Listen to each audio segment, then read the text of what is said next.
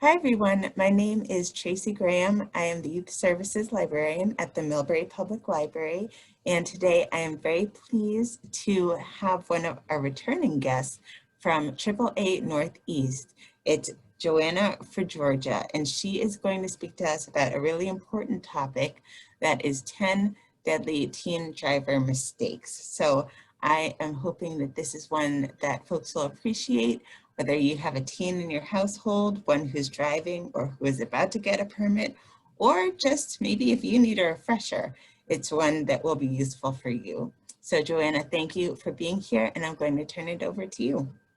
Thank you so much, Tracy. I appreciate it. Hi, I'm Joanna. I work for AAA. I'm a traffic safety educator and advocate. And really with my role, I do a lot of educational outreach about different traffic safety topics. And teens is one of our particular areas of focus because teens are really at risk. So whether you're a teen yourself and watching this, or whether you're a parent, I hope all of this information can really help you be a better driver or encourage maybe your teen driver to, adopt some really great safety strategies. And one fun fact about me, so I do have a lot of experience with teen drivers because I used to be a driving instructor in the state of Massachusetts. So I've been in the car with teens. I've been in there kind of, next to them during those learning moments. So I have a lot of experience, educating and, training teens in this area. So first off, let's talk about what we're seeing and the reason why we call this, kind of the deadly mistakes teen drivers can make. Sadly, crashes are the leading cause of death for teens. And that's why we want to take it super seriously. We don't want to minimize that, the severity of this issue, but we want to make sure that everybody knows and can do their best to confront it.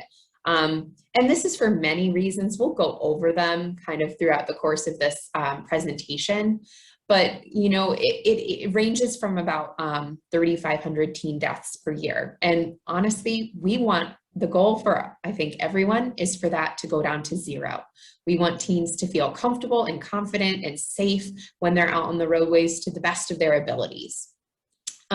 So really, the process that we have in Massachusetts to kind of encourage traffic safety and to encourage teens kind of growing in their experience is we have a graduated driving license process. Okay, so basically the way this starts out is when a student turns 16, they can go for their learner's permit test. And basically this is just, you go to an RMV office and you take that permit test at one of their computers, and it has 25 multiple choice questions on a variety of different topics. It can be from the driving laws, it can be safe driving habits, it can be a lot of different things. So I definitely recommend, if you are a teen, there are some helpful sites to check out if you haven't gotten your learner's permit yet.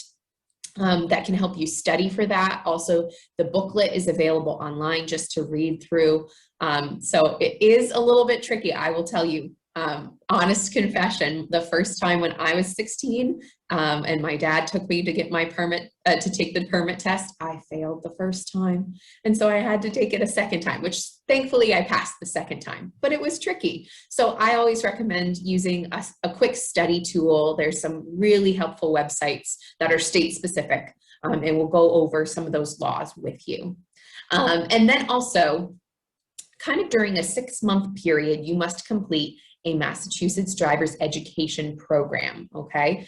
So there's lots of different options typically in a person's area. And this has to be an approved class that has 30 hours of classroom time. Now, actually right now, the state of Massachusetts and all of the driving schools are doing these 30 hours virtually. So now is a nice time to maybe sign up where it might be a bit more convenient and, less germs or things like that. So if you have that permit, feel free, you can sign up. And actually, I think you can sign up before, depending on the driving school, you can even sign up before you get your permit. So that's honestly a great strategy too, because driver's education has to go over all the driving laws and kind of some of the questions you might get on your permit test. So fun fact about that. Then it's 12 hours of behind the wheel training, and this would be with a driving instructor. And, you know, typically that driving instructor will get that student competent and comfortable behind the wheel and go over all of those maneuvers that will be tested on the road test at the RMV. And then it's 6 hours of observation in the car, which, you know, that right now, I think, you know, that's where you're observing another student drive and kind of go through their lesson. This one is kind of tricky because it's not quite the same, but, you know, it's a good learning tool as well. And then there's 40 hours, at least 40 hours of supervised driving hours with a parent or a legal guardian. So that's kind of one of those things where the state of Massachusetts wants you to get practice. They want you to gain experience out on the roads with hopefully a trusted adult like your parents to be able to coach you. Parents also have to take at least a 2-hour driver's education program, which really just goes through the laws and the expectations of them as parents. And it has to be, unless there are siblings. So for example, my parents, I have a sibling within 5 years of me. And so that course that they took when my sibling got her permit and her license, that applied because it was within that 5-year period. So that's kind of a fun fact. And those are all things that are kept on record as you accomplish them by your driving school. And also, I believe the parent class, that information goes to the RMV. So all of those things should be there. Now with this, so learner's permit is really that first step. You take that test at the RMV and then you're able to drive, but there are some rules with this. So there's no driving alone. You have to have another driver who is at least 21 years old and holds a valid driver's license and has had it for at least 1 year. And, you know, they have to have that year of experience for you to be able to supervise you during those driving, you know, the lessons or just during the driving practices as well. And then also there is a curfew for somebody who has a permit. They are not allowed to drive between midnight and 5 a.m. Unless there's a supervising driver that is the parent or legal guardian. And so that's kind of that portion. Now after, so say that permitted student, they have their permit, they have completed all that checklist of, you know, hours and things like that and education, they can take their road test. So these are done at the RMVs, and it's specific RMVs as well. So that's something to look up. You can look that up on the RMV website. It's very easy to navigate and schedule. And sometimes your driving school will actually do that scheduling work for you. So it's just something to ask if you're thinking about getting into driver's education and taking a look at what the school will do for you. So then with this,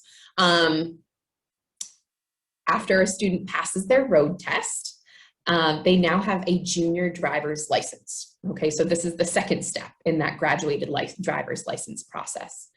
So this indicates that there are passenger restrictions. Okay, so that student driver who has recently got their junior driver's license, they can't have any passengers under the age of 18 in their vehicle unless they are a member of the immediate family, or that they have a supervising driver who is at least 21 years of age and has at least 1 year of driving experience, and they have to be sitting in the front seat, kind of on the passenger side. So that's really the stipulation there. And there's a reason for this, but we'll talk about it later when we get into those mistakes, okay? But I want you to have this information first. And then also, kind of like the permit, there is a curfew again.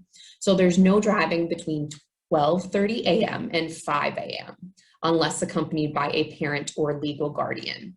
And so, you know, again, this is really to just prevent any late or really maybe it's early morning crashes, because we did see that as a problem that we were noticing with teen drivers is when we looked at the time frame of where those collisions happened or when they happened, it was normally in those early hours of the morning. So that's why this curfew is in place.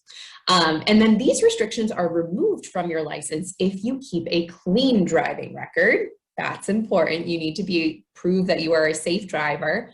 And that has to be for at least 6 months. If you are caught breaking these rules, you will have to pay the fine, which is pretty big, not gonna lie. It's a lot of money, unfortunately, as appointed by the court. And then in addition to that, your junior license will be suspended for a period of between 60 days and a year, which is pretty, I know 60 days doesn't sound like a lot, but it can be up to a year. So just kind of remind yourself of that. And then there might even be more penalties as well. So sometimes there's a driver retraining course that a student has to take if they're caught doing something. So again, we want to maintain nice, clean driving records because that will help you get to that final step, which is a full driver's license. Now, let's get into some of these deadly mistakes. What we do see is risk taking. So oftentimes teens or students, they don't have as many inhibitions maybe as adult drivers, or I think also we see a lack of experience. So even though it might not be risk taking, it might just be an experiential thing where because there's not as much time,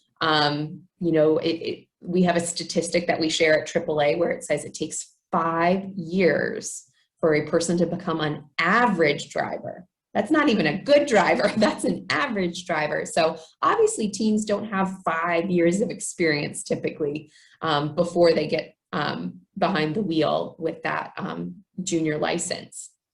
So things to think about, just know that things can happen to you and you want to make good choices. I think that's really, really important. Making solid choices, obeying the laws, and just making safe choices as well.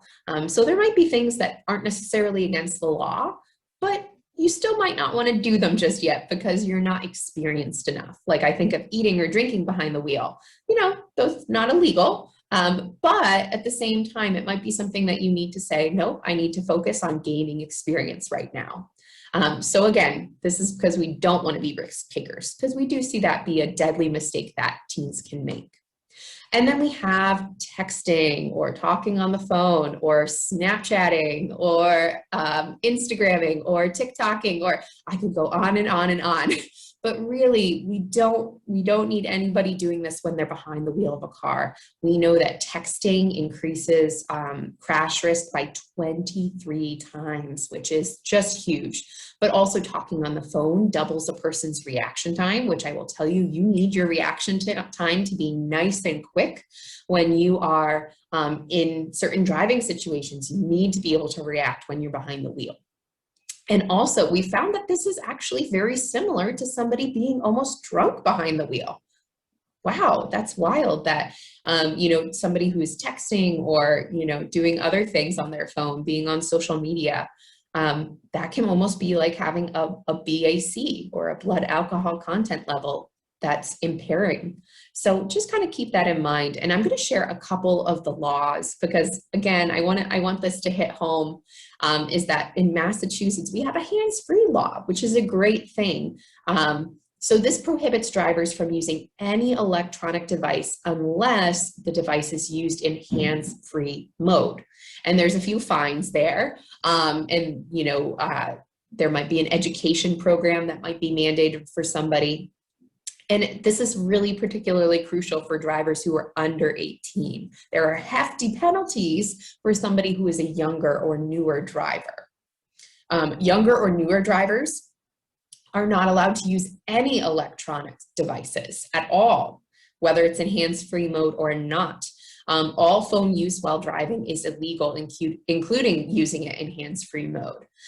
Drivers who are 18 and over, they can only use electronic devices in hands-free mode. So that's kind of the difference. And I do get a lot of questions about this. And I tend to say, like, it's better safe than sorry when you're using your phone. Because I know for me, I was a wreck without having a GPS in my car because I just didn't know my area where I lived. I didn't know how to get around. And so I totally understand that it can be tricky.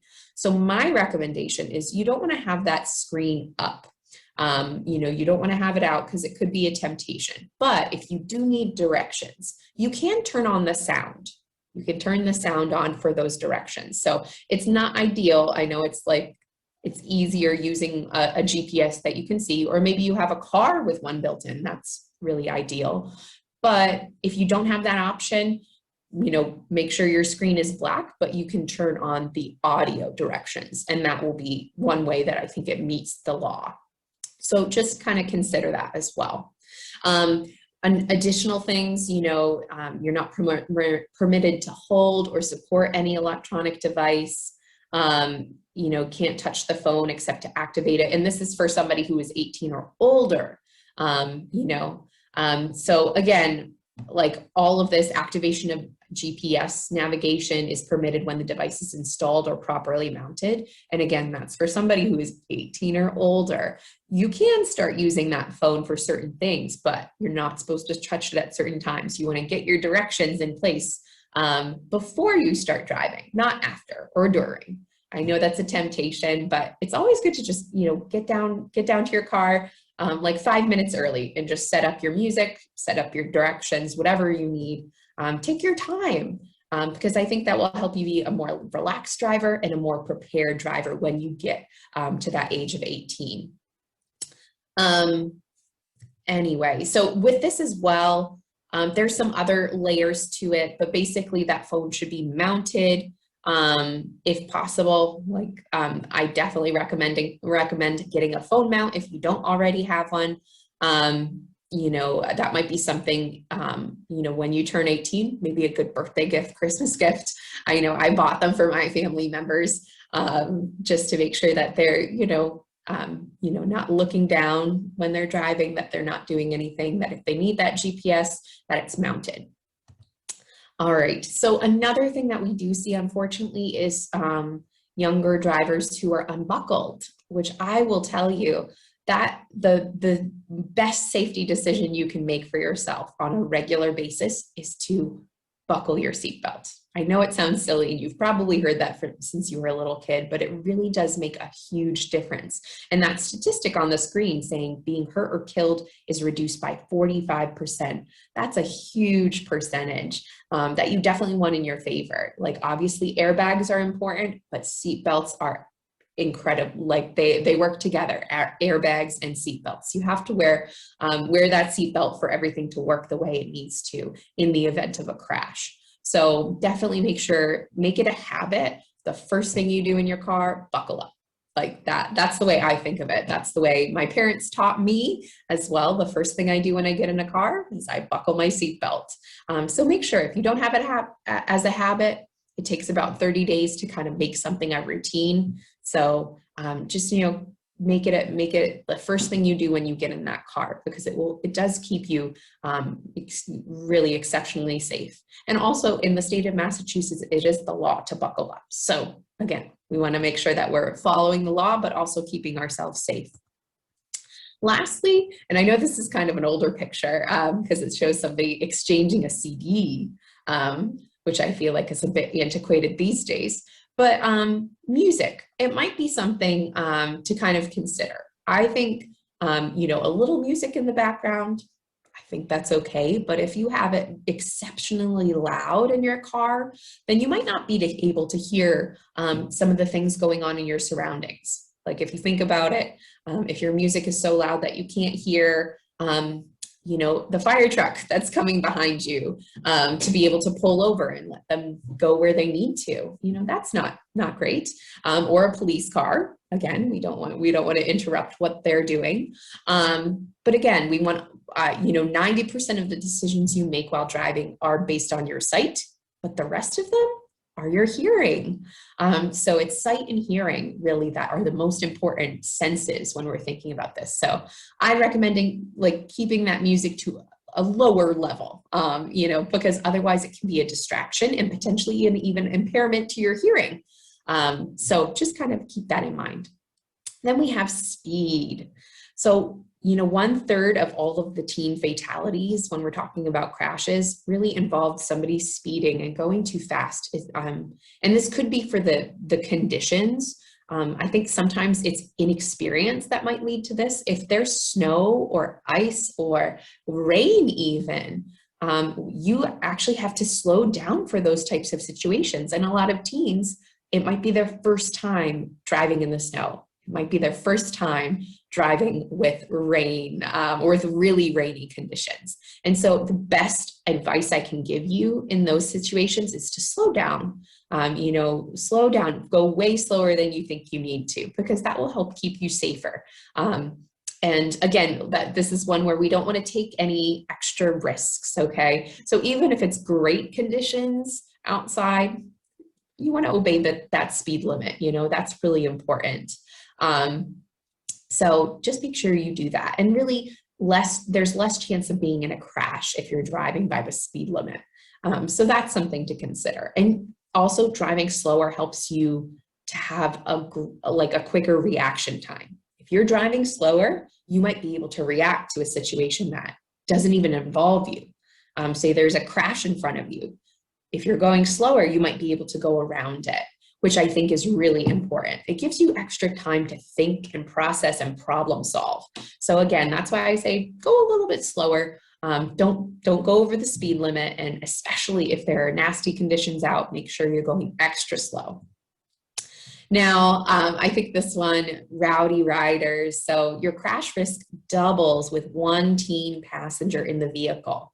And then with two or more, the crash risk is increased by 5 times, which I know, again, those are big statistics, but basically you want to be safe.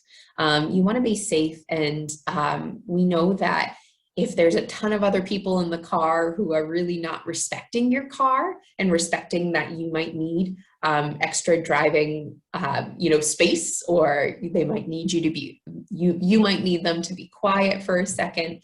That can lead to a dangerous situation. So I would say, again, we want to follow the rules, because there is a rule in Massachusetts for somebody who is 18 years old or younger, but also maybe make good choices and say, maybe I'll only drive 1 or 2 of my friends, again, when you're of legal age to be able to do so.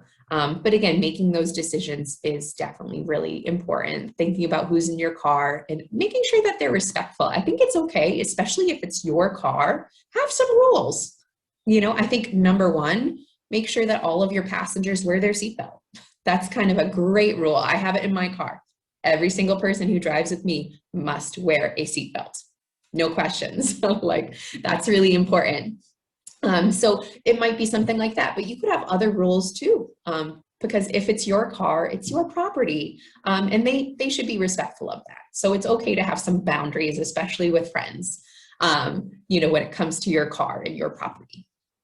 Now, this one is a little trickier. It goes into some deep, deep topics, but basically we do know that some crashes and some are caused by students who decide to get behind the wheel, either impaired by alcohol or impaired by drugs.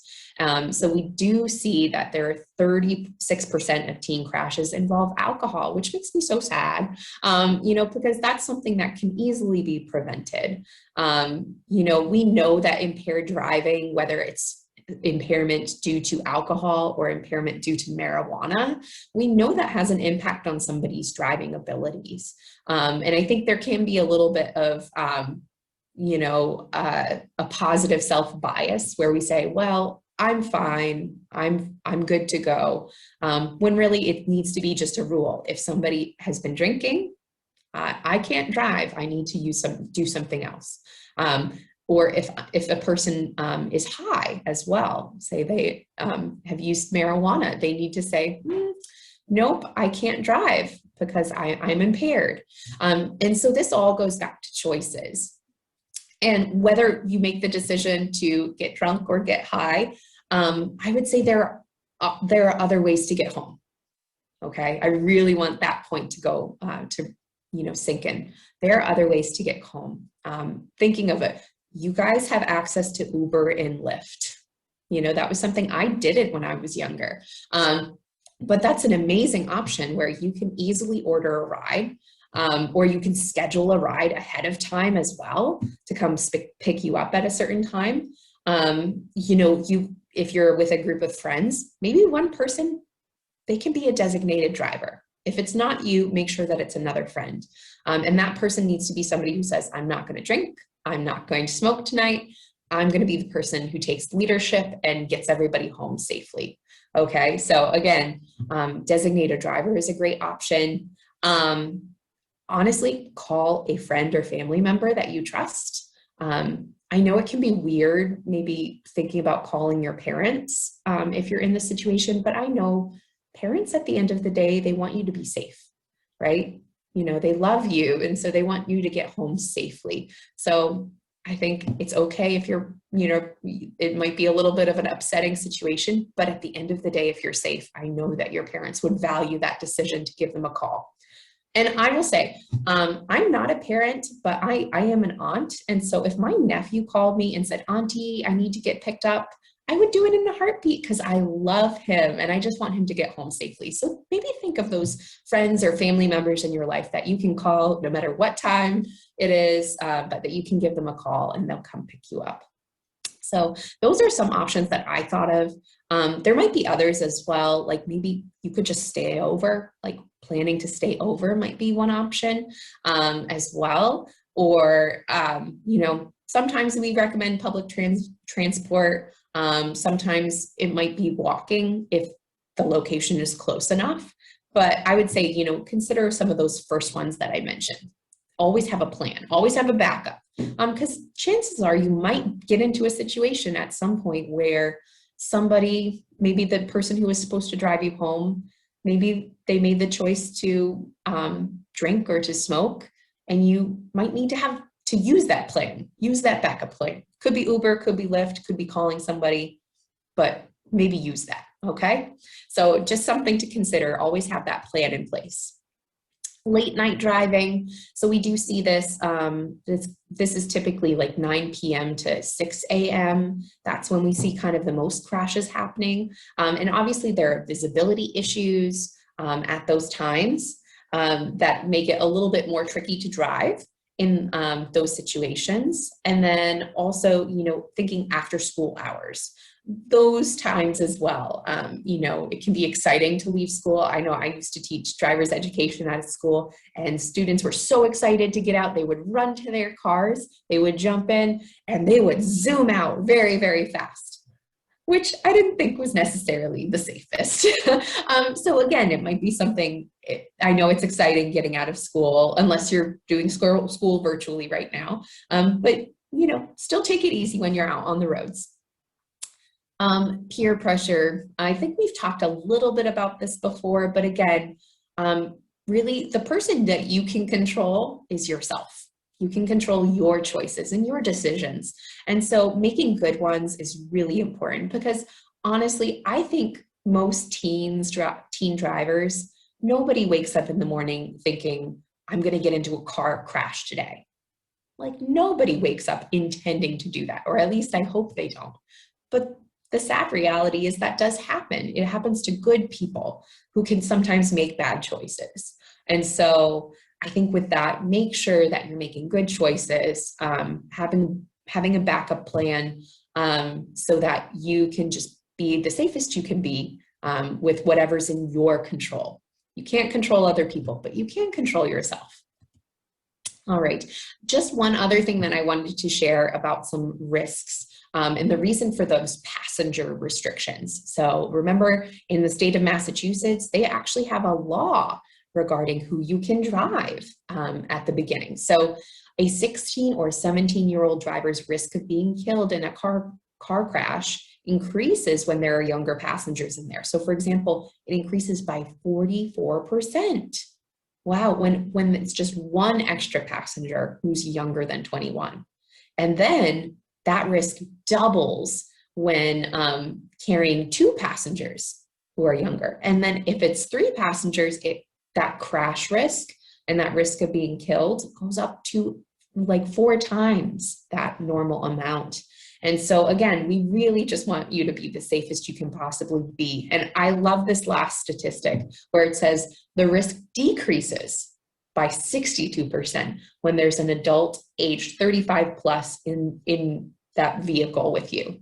So I mean, I think if anything, you know, I know it might be nerve-wracking to drive with your parents sometimes. They can be nervous. It's okay. But, you know, it is a way of like, they have experience that you can learn from. So maybe, you know, when you're first starting out, when you're young, you know, go with your parents, maybe your grandparents, uncles or aunts. I know my sister-in-law has already signed me up for teaching my nephew when he gets at that age. But, you know, think of those people, try learning from them, because that will help you when you're driving, and that will help you gain experience. And it helps reduce your risk of getting into, you know, into a crash. And then lastly, this 10th mistake, really overconfidence.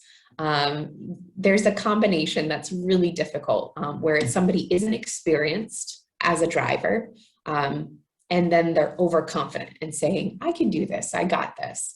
And that's not that we don't want you to be confident at all. I want students to be comfortable and confident when they're in the car, but also we need to be, you know, saying that I need to practice. I need to gain experience. I need to learn from maybe some better adult drivers. Could be, you know, grandparents, could be uncles or aunts, it could be parents. But those are the people you want to learn from.